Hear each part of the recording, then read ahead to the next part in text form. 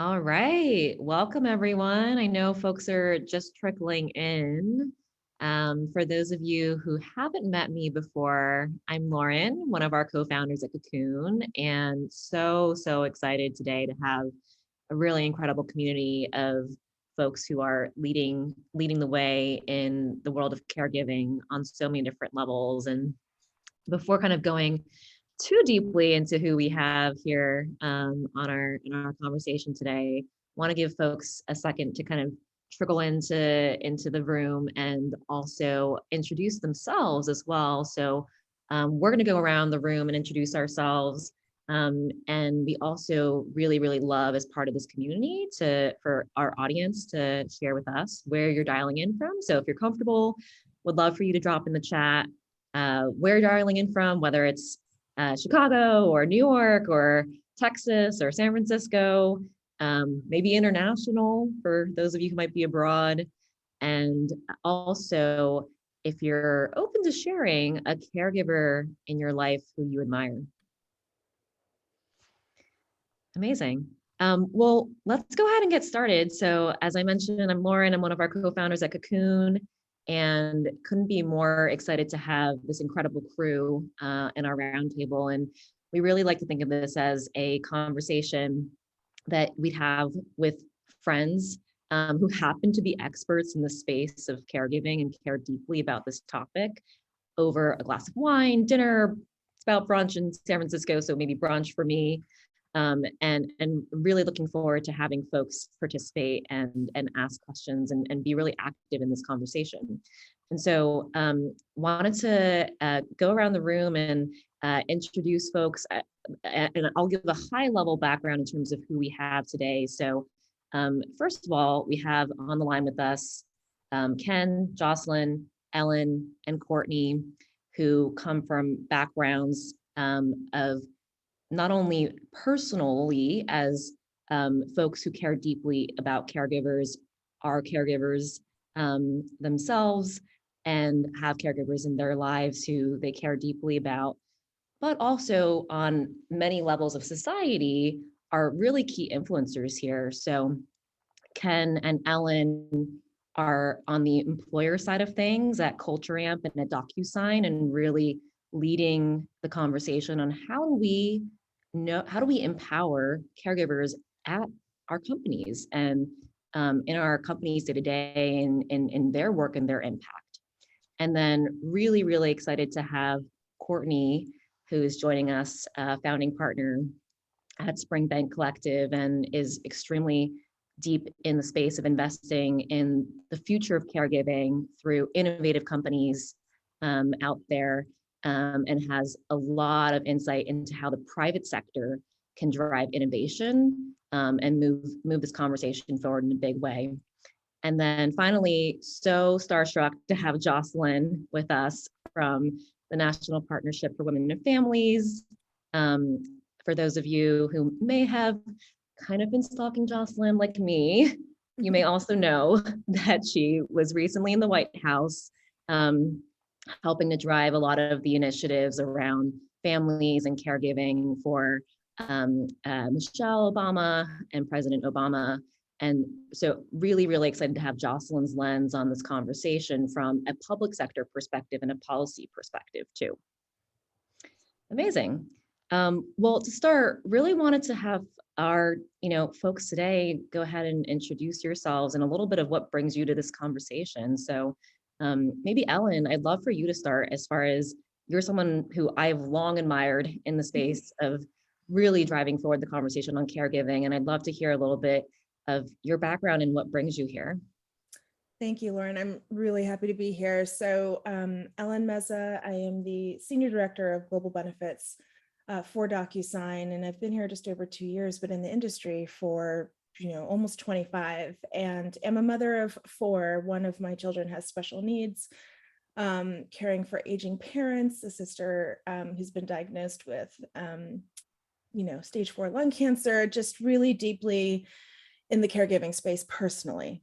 But what I've realized through that personal journey too is that I've got influence in the roles that I've had to really impact change in how we think about caregiving, how we treat caregivers, how we create space for them, how they can identify, and helping others, the allies maybe that don't caregive, which is probably just a very small percent of your organization, to understand how they can support caregivers, whether it's through flexibility and other sort of things that we'll probably talk about later. So super passionate from both a personal and professional lens, and really trying to make a change, just not just in the organizations where I work, but in my community and in the world, and especially for women and people of color.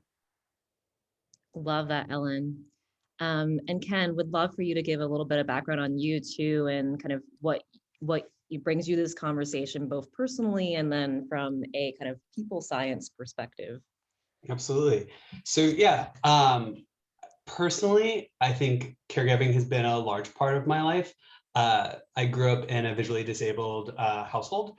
And so even as a child, I was very much involved in helping my parents get through the world in a time when there wasn't a lot of support for people struggling with those disabilities. I also am now at the process of both starting an adoption as well as leaning into some elder care concerns, to very much full circle, both caring for them as a child and now caring for them as adult, and also looking to have a child of my own. So personally, these issues both touch my life long and now, and very much into my coming future. Professionally, I worked at the Families and Work Institute for 5 years, which was a nonprofit think tank focused on work-life integration, remote work, flexible work, and finding ways for people to be effective in their jobs and in their home lives in a meaningful way. I carry a lot of what I've learned there into my current role at Culturamp, where I help customers, companies figure out exactly what's happening with their people in meaningful ways that allows them to take concrete action to make their lives and their work better. Mhm. Love it, Ken. And I think you and Ellen both highlighted something that's very important about caregiving, which is that oftentimes we think about caregiving as caregiving for a child. So similar to you, Ken, I'm actually expecting later around the holidays, around New Year's. And so that's kind of, deep in my mind for sure as we're preparing for that. But also caregiving, oftentimes can take so many different forms, whether it's caring for an older parent, for example. So something that really was a key inspiration for me personally in starting Cocoon was my mom, who is, many of us have incredible, are lucky to have incredible mothers who are kind of the embodiment of caregiving as, we are children. But what was really, really inspiring for me was seeing her as a caregiver for my grandmother when she was diagnosed with cancer. And I think something that brings me to this conversation is really around what happens when you need a significant amount of time, perhaps away from your work and the kind of day-to-day impact that you're having in society, to provide that kind of active service to someone in your life who is so important. And I think really excited to have, this conversation, because I think a lot of it is also not just providing kind of the benefit, for example, a caregiver leave benefit, but also making sure that it's actually accessible and something that people feel comfortable taking. And especially for, people like women and people of color. So personally for my mom, the thing that she struggled with, that I didn't know for a long time until she shared when I was starting Cocoon, is that she didn't end up taking caregiver leave. When my grandmother was diagnosed with cancer, she actually just took PTO and saved up time to travel to China and be a caregiver, because she was concerned about what that would do for her as a woman of color in science, in a laboratory, kind of figuring out her career. And that ended up being one of the biggest regrets of her life. And so something that I care deeply about is that how can we empower people to not only have access to it, but also feel that they can take things like that. So I wanted to pass it on to Courtney to give a little background on herself as well. Sure. I'm coming at this now as an investor. I've spent most of my career as an operator, though, working for companies, and I actually almost, I say, like stumbled into investing in the care economy. mostly through a lens of gender equity. So something that I observed spending most of my career, in an operating environment in financial services.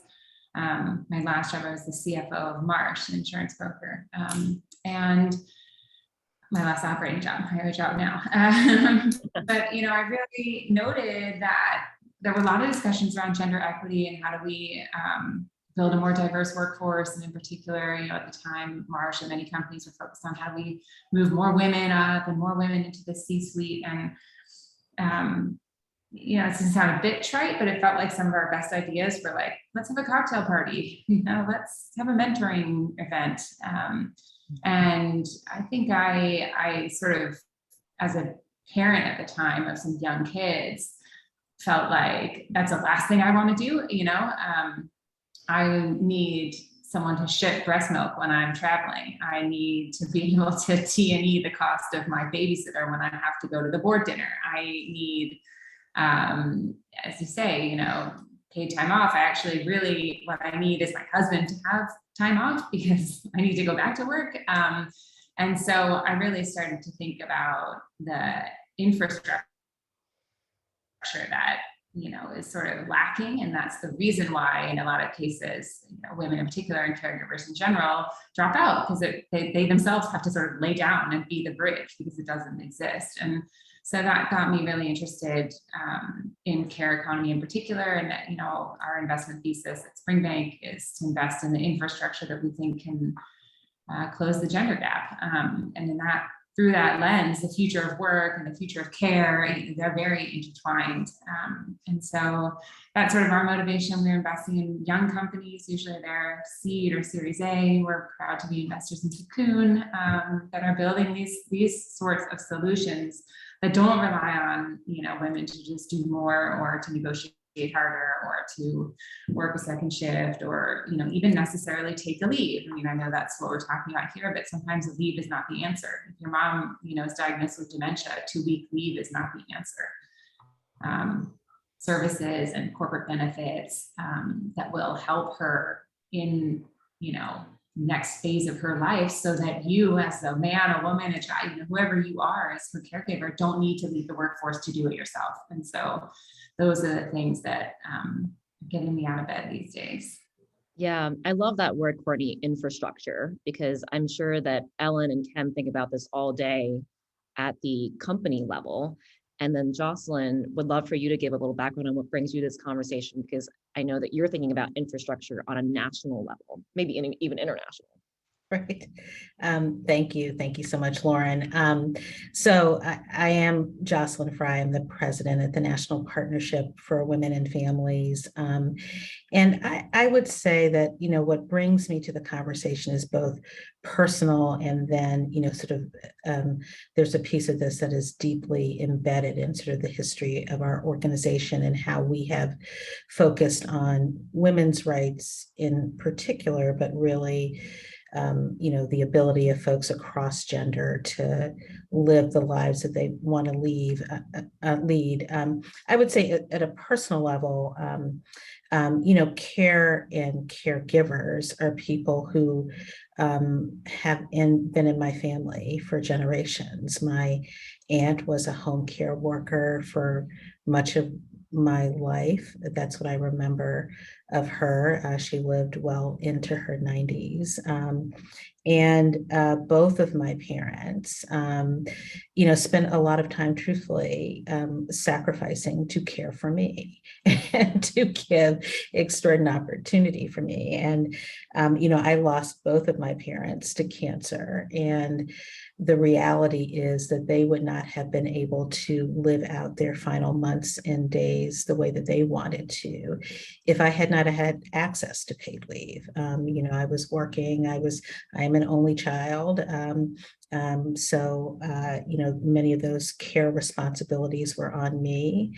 I was at the National Partnership working as a staff person when my dad was dealing with cancer, and I needed the ability to leave and take him to chemo and to do it in the way that he wanted. He wasn't public about it, so I wasn't that public about it, but I needed the flexibility to be able to do that. When my mom was sick, I was working in the White House. and suffice to say, in a very busy job. And we needed a daytime caregiver for her. She had that. And I was the nighttime caregiver. I left work and I spent the night there. So I know what that feels like. And I know what it means to have coworkers at very high levels support you, being able just to take the time you need and not worry about that, so that you can care for people who are in your family. So the concerns about care are very personal to me. At the same time, I would say from an organizational standpoint, we focus on care because it is so integral to women's progress in particular, and their ability to participate in society, particularly the economy, the way that they want. And what we know historically is that when people think about care, they think that it's about women's responsibilities and that it is largely devalued.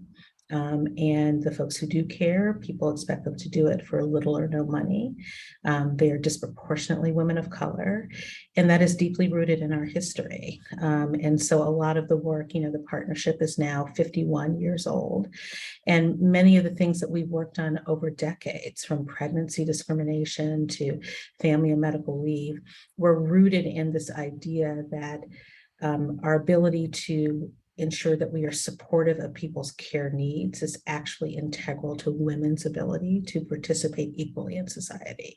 And that when you don't invest in those things, that it usually means that everything falls on women's shoulders. So it's not just about a nice thing to do, but it is connected to equity and equality, and I think Ken said pay, and a whole set of things that are rooted in sort of historical assumptions about who does care and how you value care. So it's why, as an organization that focuses on women's rights and women's equity and their ability to live the lives they want to lead, it is essential for us to focus on care. That's really integral to women's progress, particularly the progress of women of color. So that's how I come to the conversation. Yeah, that's incredibly powerful, Jocelyn, just hearing your personal journey into the kind of impact that you're having in your career, whether that's the national partnership, at the White House and so forth. And I think kind of at the root of this is this core tension that, Courtney, you also brought up of how do we navigate this really deep tension between an older parent who needs our support, for example, Jocelyn, your father, and the work that we're doing. And I'm really curious, kind of, Ellen, and also Ken, would love for you to chime in too, just in your organizations, how do you see people navigating that tension, and what are some of the biggest challenges that you've come across as you're looking to support caregivers? Yeah, I think the big thing for me, and I love that Jocelyn brought this up, saying, how do you value care, right? And as an organization, we have to ask ourselves that question before we start any conversation with any employee needing to be a caregiver. First and foremost, it is generally a whole second job, an unpaid job that we do as caregivers. And if the company that you work for, the organization, doesn't honor that in some way, I think that there is struggle and tension. When a company decides that caregiving is part of who you are as a human, and that human has value here in my organization, they can respect and honor it and provide you with resources. And what those resources are, can vary depending on the situation and what the company can afford. And of course, we take the business into account when we're thinking about what we do. The sky is not the limit when it comes to these types of things. But I think it allows you to get creative and really listen to your customer, your employee, right? And do what's right by them and delight them in ways that maybe they weren't expecting because of the historical struggle of the caregiver, right? So for me personally, for Docusign, it's really been focused on creating the space for them to say what they need, and then trying to work with them to develop the solution. So we have policies on time off, we have paid leave, we have lots of different things that we offer. But a lot of time they just need a person to talk through this with, right? We partner with a company that actually provides them externally with support. So if they don't want to leave work, if actually they would rather be at work than caring for their family member, which, let's be real and honest, sometimes it's easier to be at work dealing with all of that than it is to be dealing with someone you love who's struggling. We can do that, right? We can figure out what that looks like and provide that. But I think it's about the respect and the honor of understanding that caregiving has value, and that actually our caregivers, our employees that are caregivers, come to work and give us 100% of themselves because they just don't know how to do anything different. And we want that. And so we need to support it. So, I think there are lots of things that we can do, but it's really around that idea of what's the value of caregiving for your organization, and what are you willing to do as an organization to keep those caregivers there and providing what it is that you hired them to do. Ellen, can I ask you a follow-up question? Something I've been thinking about is the fact that these conversations in a way feel new, which is crazy because of course we're, all doing caregiving, but somehow there's a new consciousness around it. And I think this point around understanding what people need is a really important one, but I also feel a lot of tension and resistance from the organization itself, especially from managers who sometimes feel afraid to ask, that they're going to get in trouble if they ask, or they're not allowed to ask, or what should I say, or gosh, you've been gone a lot. Is that really what's involved with IVF or adoption, or, and they don't know. And I'm curious what you or Ken, how do you tell managers, how do you coach managers to be ready for the catch on these conversations? I'll let Ken go. It looks like he wants to talk. I was gonna say, I actually spend a lot of time talking about this with people who don't care about caregiving. I think those are the ones that are hard to convince. The ones who get it, it's just a matter of logistics. Yeah. So I think some of it is alleviating their fears about what it is they can and cannot ask, getting them some actual information about like what is quote unquote normal, and where are good ways to have a starting in a place of empathy conversation before you start with accusations or questions of performance. Also have good definitions of performance. I think that is a big chunk of what we're seeing in a variety of spaces right now, is people's understanding of performance is, I saw you today, you said some stuff, you must be doing a good job. And then if that doesn't happen, they panic. And so I think helping managers have more concrete definitions of, is somebody actually delivering what's required of them? Yes, then why are you freaking out about this? Like, how is it actually relevant to what you're in charge of?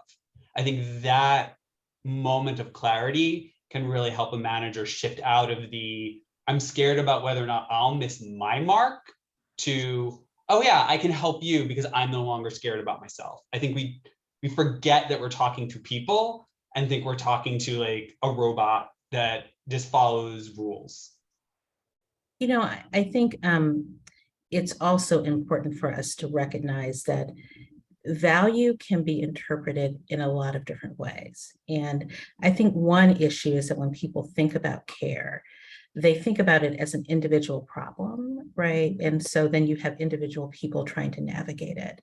And one of the things that I think companies have been really good at doing when they focus down on these issues is saying that, yes, it's a value in terms of how we value people and supporting them individually, but it's also structural, right? Like there's an organizational value that is baked into sort of not only a company's business model, but just sort of how our economy works that requires us to value care in a certain way. The pandemic is an example of our ability to weather an economic calamity that was affected by the fact that we haven't valued care structurally the way we need to, right? So I think it's important to, build that into the conversation. I would also add, because I think, Ken, your points are really right on target. that you have to have policies that are flexible enough for people to care in the way that they need to.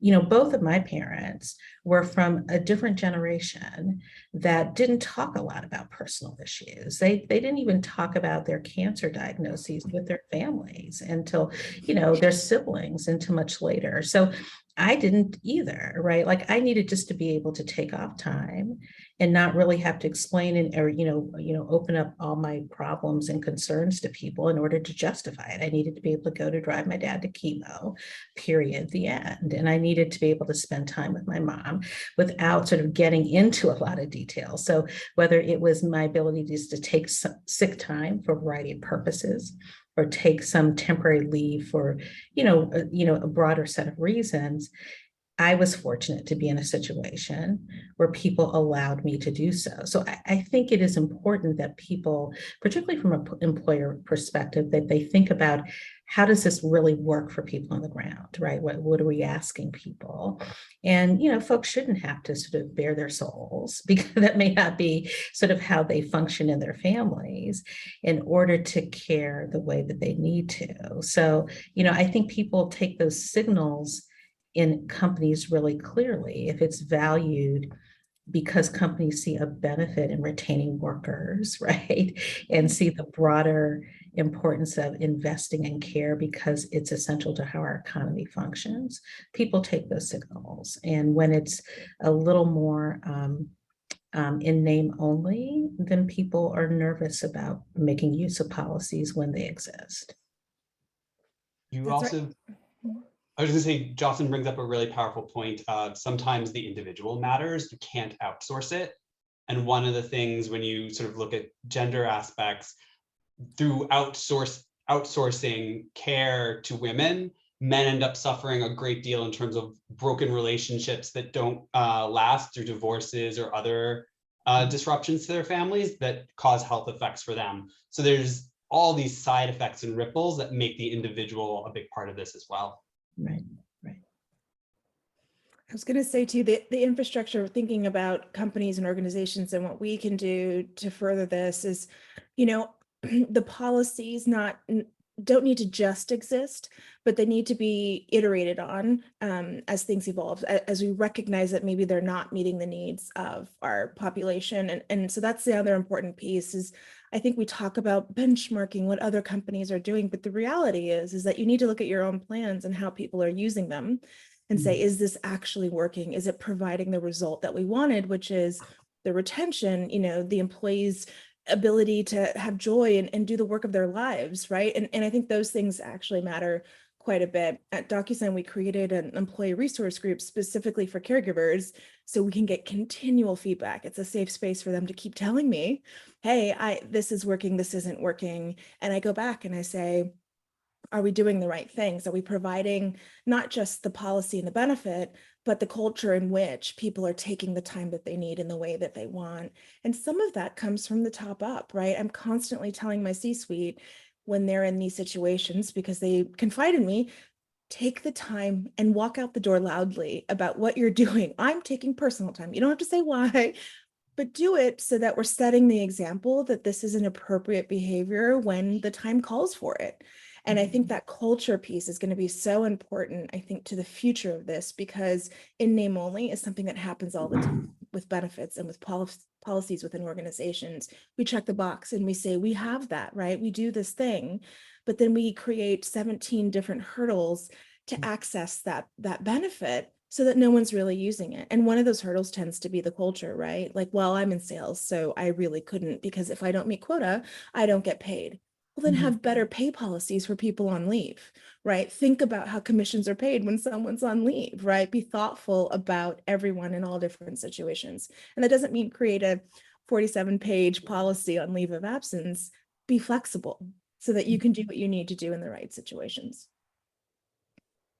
I think, Ken, your point is sort of my pet project, which is, men as caregivers and men in care. And I think that, to me, is essentially one of the biggest unlocks. And I think, Ellen, as you say, like, unfortunately, men are still mostly in positions of leadership in a lot of companies. And so when you say the C-suite, often you also say men, right? It is men who need to visibly be seen as caregivers who need to take advantage of policies, right? Policies are not for women, they are for caregivers, right? And I really like the research that Joe Fuller has done. 75% of people who are employees at big companies like identify as being caregivers. And so I think in this conversation, having a really deliberate effort to engage men as caregivers, to use the term caregivers, not to make this a sort of, for a long time, like diversity meant women, right? I still get these calls like, hey, we're looking for a diverse CFO candidate, right? It's like they're only calling, that's it. They just want to tick the women box. That's it. And I think that's not, there's a risk here as well. This just continues to be couched as a women's issue, and we will not make progress when this is a women's issue. We will only make progress when it's everyone and it's normal for men to take leave. And that, I think, Ken, you're right. It's really interesting, the health and the marital effects. There's a lot of really interesting research that came out of Scandinavia, where they instituted mandatory paternity leave. So if you, so there's a certain amount of leave available for the whole family, federal paid leave, of course, because it's Scandinavia, not the United States, right? You can only unlock the full amount if the dad also takes leave. And that is, the sort of really impactful use it or lose it. And as a result, Ellen, to your point, therefore it is culturally very normal. And in fact, really looked down on. Like, you're a jerk if you are a dad and your wife has that is not at all where we are here, but I don't think it would take that much. Oh, did Courtney freeze? I think so. Okay. I'm sorry. I'd also like to say my husband's a jerk if he doesn't take leave, and I'm in the US. So we Ellen, is your also, husband right behind you? yeah, no, he's not. He's He's actually not home today, but it's true. Oh, okay. I actually yelled at him for all 4 of my kids. I said, you better take, he only had the 6 weeks that the state of California provided, which was such a bummer that his company didn't offer more. I said, but those 6 weeks will mean the world to me. So you do this, or I'm leaving you the babies and I'm out, so I think that as women caregivers too, we need to include the men in the responsibility and ask and tell them to push their employers, right, to do better. Because if we don't have the conversation, if we're not constantly talking about this in the places where we can actually do something and make change, it just won't move. And I think that's the community piece that I'm really focused on. Is I don't just worry about my 8,000 employees. I worry about everyone and every caregiver. And it's deeply important to me that we talk about this out loud, in person, virtually, wherever we are, when we can, so that hopefully there's a trickle down of that's right, we should be doing that. And studies like the one Courtney mentioned in Scandinavia, we should be sharing that on LinkedIn, Facebook, everywhere, to say, look, here's what people are doing, and there's science and truth behind us getting, all genders involved in caregiving. This is where I really love the power of data to crack open the myths. So for example, there's research that shows if you do the same amount of leave and caretaking, you get the same penalties. It doesn't matter the gender.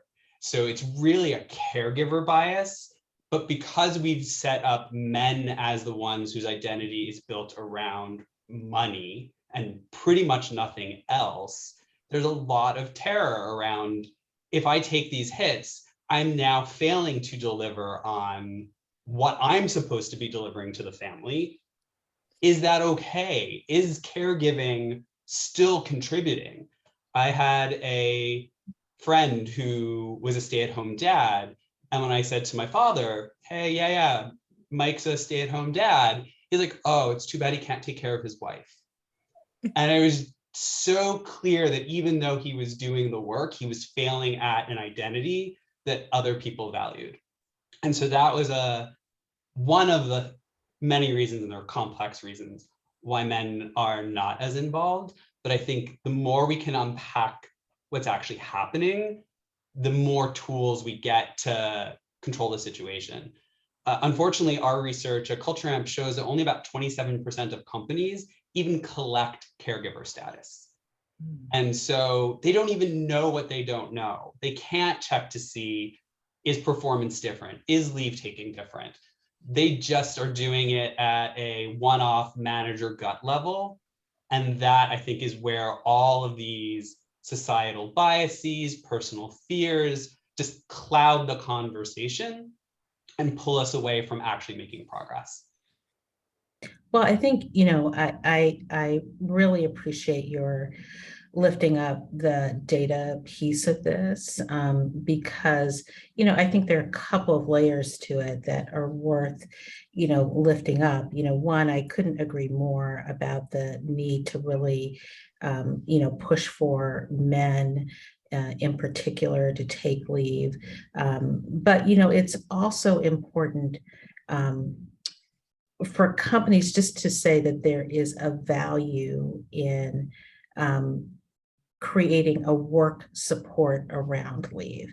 What we know about women's earnings that always trail those of men is that it's really connected to the fact that they're doing care, right? Like the data has been pretty clear for years that the wage gap really is due to the fact that women spend more hours doing caregiving, and in comparison to their male counterparts. So when you start having men sort of take on more of that role, you eliminate that gap, right? So, and it has practical economic effects for women in particular. So, I think it's important for, from an employer perspective, not simply to say it's okay to do it, but to sort of acknowledge that a lot of other things that we like to accomplish around boosting wages, around retaining workers, around creating workspaces that are just supportive of caregivers generally, and reducing longstanding gender bias is connected to, sort of creating worker supports that can be used across gender. I think that's the other reason that you have to pay attention to the gender equation, is that the disproportionate caregiving roles that women play and the roles of women of color in doing care historically has meant that we not only look at it as sort of less valuable and we pay it less, but it creates a narrative that perpetuates inequity in the workplace. So when you start talking about correcting and making more equitable workspaces, then you have to focus on care, right? Like and so you have to connect the dots for people, that it's not just, as I said earlier, not a nice thing to do, but is essential to promoting some of the other things that we say we care about, like equity in the workplace, gender equality, all those things, is rooted in our understanding that care is not just a women's thing, but it's actually something that is integral to how employers function, how our economy functions, and so forth. Mm-hmm. Jocelyn, I think you're really highlighting the kind of crux of this, which is almost this mistrust that, or, trust gap around caregivers having value. And I think you kind of, and Courtney brought up this especially acute trust gap when it comes that men actually are affected by. And so the question that I'm really curious to hear from all of you about is, what are things that you've tried, whether it's, at Docusign, at Culture Amp, Courtney, and sort of like the investment space, and Jocelyn in the national sort of policy around, to shift the conversation around caregiving to one that is positive in the workplace and is actually valued by a culture and management. I'm also really curious things that you've tried that maybe didn't work out. It's funny. I think one of the first things that I've been hearing, especially in the high tech space, is that, oh, we want our leave policies around caregiving to be inclusive. And so we're calling people primary or secondary caregivers. And I'm like, you're already sort of imposing the idea that there's someone who's secondarily doing it, and that it isn't a 50-50 thing when there is maybe a relationship involved, even between a sibling, right? Two siblings. I'm a Latina. And so for me, caring for my parents is part of my culture. I don't have a choice. It's something I have to do, but I have a sister. And so we have to do this together. I think it's just part of the role we are as children of these people. And I wouldn't call myself the primary caregiver when it comes to caring for my parents. I do this with my sibling, and then in the home with my husband, we are 50-50 partners when it comes to rearing our children. Obviously, in the early days, I did more because of breastfeeding and whatnot, and I had the time. But ultimately, having policies that ask someone to identify how much caregiving they're going to do is already sort of saying, we want you to not maybe do as much if you could, if you don't mind. And so I hate them. I think the language that we use in our policies and the flexibility in the policies is what's going to help more men make decisions to take this time off. We also need to see more men in leadership roles take the time off. I'm constantly telling, those caregivers in the C-suite that are men that have children to take time off, even if it's to go to a baseball game or, obviously when a child's born, but for any reason, to take the time and to let people know they're going to be unavailable and truly be unavailable and take the time, because that example is how it becomes normal. The more somebody does it, someone that you respect, that you admire, that maybe you report to, it just feels a little bit easier. It's the same thing with PTO. When I think about just general time off, I know that when I take a vacation, I quickly see thereafter one of my 10 employees asking for a day off, a week off. It's beautiful. It's the way it should be, right? We should all be taking this time, but we still live in a world where permission needs to be given. And I think that we need to figure out how to remove that barrier of permission, set great examples of leadership doing the things that we want them to do. And as benefits leaders like myself, I need to enable them and push them to do that if it's not in their nature. And hopefully we'll start seeing a change, maybe small, like at Docusign, but then maybe, your friend at Pinterest, at Culture Amp, wherever, right, might see you do it and go, I wonder if I could do that too. And it just starts this beautiful chain of caregiving being a gender neutral activity. I mean, it's going to take a while, but I think it's starting by doing the right thing and leading by example, especially for companies that can, right? For companies that are already there, that have the right policies, we need to start the process and hope for the great chain reaction. I love that, Ellen, especially because many of us on the call today are exactly the people who can have this kind of influence, whether it's benefits leaders, people leaders, policy influencers, investors, and so forth. And so I'm sure folks are kind of like really listening very closely when it comes to what are the nuggets that you've learned that we can take back to our own organizations. That's right. Start with the language. Start with looking at your policies again and going, does a man feel as confident as a woman when looking at this policy that they could use as much of the time as a female counterpart? And are there resources for the women so that they aren't the only ones with the burden on their shoulder? So both of those things are quick and easy things that you could do tomorrow, and start a process to make it better. A couple of other things building on what Ellen was saying, have better emergency protocols. So I think we don't talk about what we're going to do if someone is needed. And so their being out makes us anxious. Whereas if you're like, oh yeah, I have a very clear emergency protocol, it doesn't matter as much that that person is away. Plan for how you do parental leave backfills and have a policy for that, as opposed to leaving it to the manager to stumble through the system. I think a lot of this is just friction with the lack of an infrastructure that makes it easy for the people who have to manage the business to manage the business. The begging for headcount just makes it a frustrating experience. And so I think digging into those just very granular things can open some doors. Also, talk about what's not going right. So I think one of the other things that terrifies new parents is that they're the only one who can't do the thing. And so being able to say this is really hard to your employees from a senior person is like, you're gonna get through it.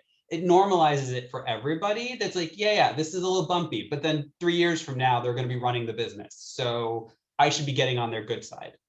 And that leads very strongly into the fact that early investment in both partners being involved leads to better management of those responsibilities, as opposed to having to jerry-rig shoving someone back in after you made the woman do it all by herself for however many months. And that elder and child care are different.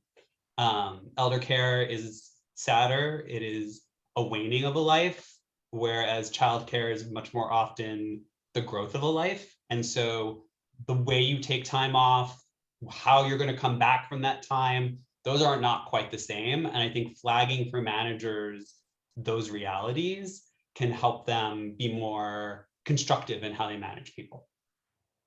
The friction that you're talking about, Ken, feels really key here, which is that at the end of the day, everyone actually wants everyone to succeed, both the company, Yep. our economy, right, Jocelyn, on like a national level, and also our people to be, healthy and well while doing it. And so it's these friction points around, fear of failure as a manager, where it's like if someone on my team goes on leave, let's say, to care for an older parent, then does that mean that because I can't have headcount that I'm stuck and I might fail?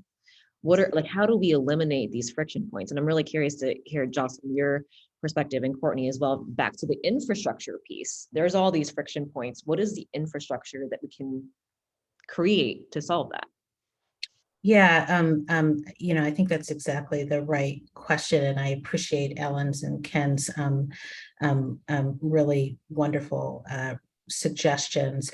I think the only thing I would add on it to this is that, I think a lot of what they were both talking about is really normalizing care within the workplace and the need to be able to take leave to do all sorts of care, and having a broad understanding of what that care is. It's not just parental for kids, it's also, maybe a spouse, maybe an ill parent, and so forth. And so having a really broad understanding of care and having that level of flexibility. So one is certainly just normalizing that type of support within the workplace. I think the second thing that I would say, and it really builds on something Courtney said earlier, and I appreciate sort of the work that she's doing, is that we have to sort of make sure that we view care as and care supports as a strength and not a weakness. We're so used to thinking about care as sort of something that is weak or has less value. But I think to her point about the international comparisons is that you are strengthened and stronger as both a company and a nation when you actually really value care. And so I think, when you look from the investor perspective, when they measure sort of what's actually effective and important, the fact that we sort of tell that story, that care supports actually makes you look better and stronger. And then from a national perspective, you are right, Lauren, from an infrastructure perspective, we have to start talking about care as if it is essential infrastructure, because it is essential infrastructure. And, if you look at the pandemic, our failures were deeply connected to our inadequate supports around care. And when you think about going forward and the conversation about infrastructure and what is infrastructure, we had this whole conversation and people were willing to invest in physical infrastructure, but then they weren't, because the care infrastructure was perceived as sort of the women's stuff, the nice stuff to do. But I guarantee you, in the midst of the pandemic, if you had asked most families what they would have needed, whether they wanted a safe childcare center down the street or the pothole fixed, I guarantee you they would have said the childcare center. It's not to say that we don't want the pothole fixed. We want the pothole fixed. We want the bridges safe, but we have to get out of this mindset that that's the only infrastructure that matters, right? So again, our ability to sort of talk in real terms and how real families experience it, we have to broaden our understanding of care and what essential infrastructure really looks like. So for me, that's where the partnership has been engaged in sort of pushing that narrative as well. It is strengthened by the words of folks like Courtney, Ellen, Ken, when they sort of reiterate it. It's one thing for the advocates to say it. It's really important when people from an investment and business perspective say it too. think the one thing I would add to that, Jocelyn, to pick up on what you talked about before, which is the fact that, I think it's something like 95%, I don't know, don't quote me on it, right, of paid caregivers are women. Vast majority of them are women of color.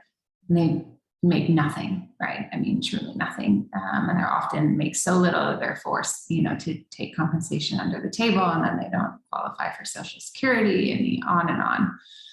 And so I think there's something as well in the infrastructure discourse, which is about companies kind of recognizing the cost of, getting work done in a way. And if you recognize that, an employee needs a computer and a laptop, and you need to pay for their flight if you expect them to go somewhere, I think we need to kind of extend the view and say, right, if I ask them to go away from home, then they also need to have the cost of their childcare covered, right? And I need to offer childcare benefit at a rate which is a living wage for the person who is doing the work, right? I mean, we're sort of cascading this value of care, through a care chain here, and the people at the end are getting screwed. And, I think that's also something we have to just get very realistic about, which is, American families can't pay more, and, workers in childcare and elder care, and they can't make less, and so we have to figure out where's the money coming from. And I know you're working hard, Jocelyn, and paid leave campaign, like there's federal money, there's state money. I mean, I think there also has to be corporate money. We have to get real about what are the costs associated with someone showing up for work or someone traveling for work. And I think companies are going to have to figure out how to start to see that as one of the real costs, just like the other hard costs associated with getting an employee from A to B. One thing I would love is to see the conversation move away from cost, like who's going to pay this. I think the men that get to be in charge of these orgs tend to have personalities that are, I'm not going to be the one who pays this. That's what gets a lot of people to run businesses. While we're having that conversation, I think we always lose. I think if we can do things like flip it into what is the economy of scale that only you as the company can achieve, that starts becoming a conversation about savings. You don't have to pay all these people quite so much to cover this expense, because the expense is being covered at a much more economical rate. I think if we can start pushing into new ways of talking about it, I think we might be able to crack a few more nuts. Obviously, some people aren't going to switch over, but I think there's more opportunities if we can find more talk tracks.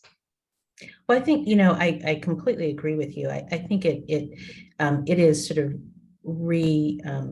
redefining what the conversation about cost looks like, right? Like when I was in the Obama administration, when I, not long after I left, the Department of Labor put out a report about the cost of doing nothing, right? And talked about what are the costs in terms of to families, in terms of lost wages when you don't have things like paid family leave and access to affordable, high quality childcare. What are the billions of dollars that get lost in lost wages?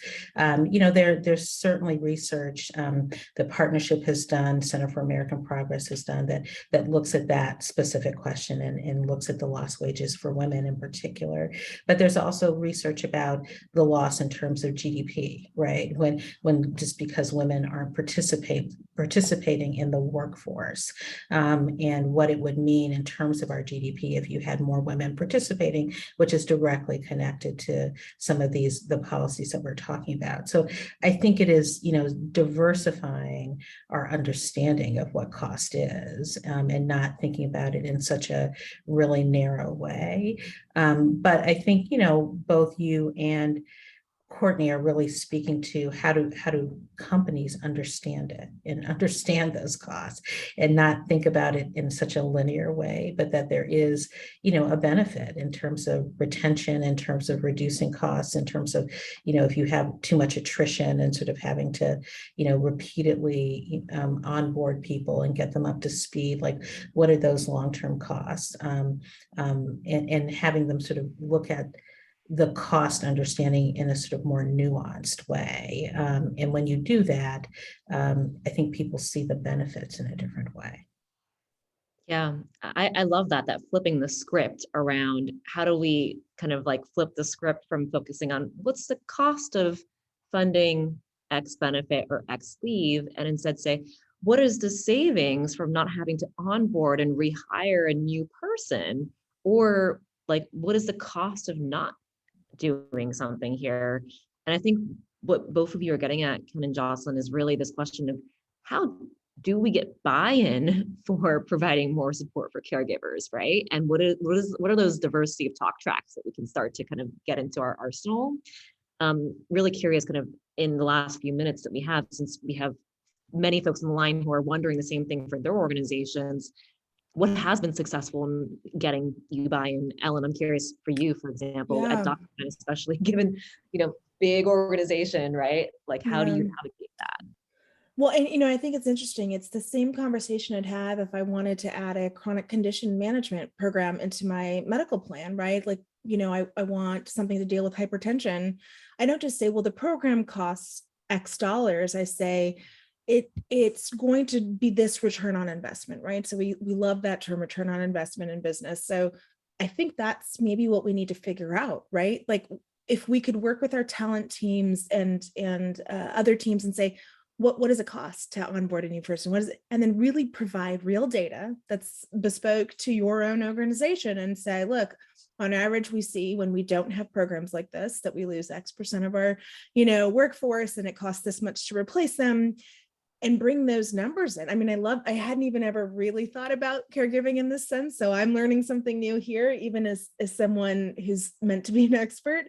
I think that we could open a door for someone like a CFO, right? Or someone like a CEO who's really thinking about this at such a high level, they don't see the nuance, that this is actually something that's going to help them achieve their business goals. This isn't just a line item, right? Something to go on our books. It's actually a benefit that will produce value in dollars for the company, right? And not just because, oh, we're doing this amazing thing and we're getting press, but truly we're getting more out of our employees.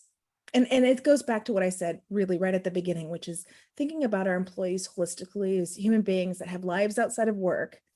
We have to benefit all of them and their families in order for them to truly be here 100% and giving us what it is we hired them to do, and for them to be doing the work of their life so they continue to want to do this for us for long enough that we get that return on investment. That is such helpful advice, Ellen. I mean, I think it's exactly what I know many of the leaders on this call are looking for. And knowing that we have about 2 minutes left, would love to just quickly go around and have each of us share one step that everyone in the audience can take, one piece of advice as far as how can we start today providing better support for caregivers in our communities, whether it's at our companies, more broadly than that, nationally, even internationally. I think maybe for me, my small piece of advice is to go back and look at what you're doing today and own up to what isn't working, right? That doesn't feel like it's the right path forward now that you've heard this conversation, right? And make a plan. You don't have to do all of it all at once. It won't work that way, right? This is something that has to change over time. But make a real plan and put in goals and steps that will happen, in the short term, medium, and long term. And be an advocate for your caregivers. Start collecting that data, right? Like if you can go into your HRIS, create a question at Hire that says, are you a caregiver? And define caregiver so people know, especially men, know what that means. It's not just, oh, I'm a parent, but like I have someone in my community that I care for, my neighbor, my uncle. It doesn't have to be a biological, family member, right? So I think that those are the little things that we can do really, truly today. And then I think you'll discover what you need to do next by what happens when you start collecting that data. You're going to probably create an ERG for caregivers, right? You're going to rename your parents' ERG to caregivers ERG and make it more inclusive, right? I'm really excited about what can be next for a lot of these employers. Love that. Ken? Ellen took one of mine, which was to start doing the data.